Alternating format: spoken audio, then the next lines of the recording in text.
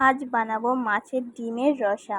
মাছের ডিম ধুয়ে নিয়েছি, লবণ, হলুদ, জিরে গুঁড়ো, আদা গ্রেট করা, গরম মশলা গুঁড়ো, লঙ্কার গুঁড়ো দিয়ে ভালোভাবে মেখে নেব। আপনারা চাইলে পেঁয়াজ কুচি, রসুন গ্রেট করা, কাঁচা লঙ্কা দিতে পারেন, ধনেপাতা। আমি আর দিলাম না। বেসন দিয়ে ভালো করে ফেনিয়ে মেখে নেব। যত ফেনানো হবে তত নরম স্পঞ্জের মতো হবে। কড়াইতে তেল গরম করে বড়ার আকারে উল্টে পাল্টে লালচে করে ভেজে নেব। লালচে ভাজা হয়ে গেলে তুলে নেব। তুলে নিয়ে ওই তেলেতে পেঁয়াজ কুচি দিয়ে দেব। পেঁয়াজটা লালচে করে ভেজে নেব। ভাজা হয়ে গেলে টমেটো দিয়ে দেব।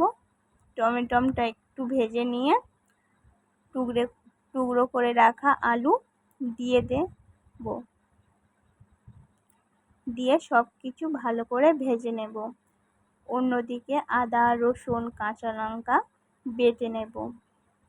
বাটা হয়ে গেলে দিয়ে দেব। দিয়ে সব কিছু ভালো করে ভেজে নেব। আলু, মশলা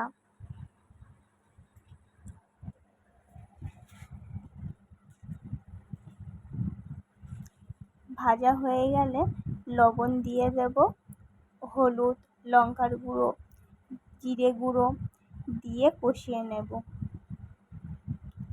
মশলা যাতে পুড়ে না যায় সামান্য একটু জল দিয়ে কষিয়ে নেব।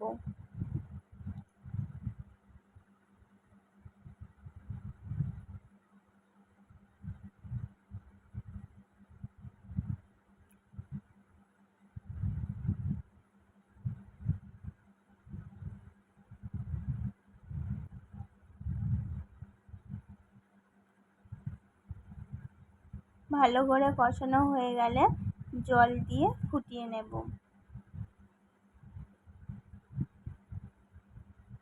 তরকারির ঝোল ভালোভাবে ফুটে গেলে গরম মশলা বাটা দিয়ে দেব।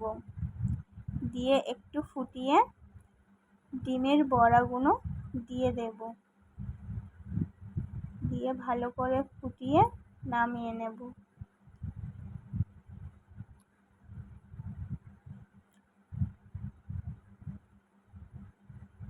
তৈরি হয়ে গেছে মাছের ডিমের রসা। ভিডিওটি দেখার জন্য ধন্যবাদ।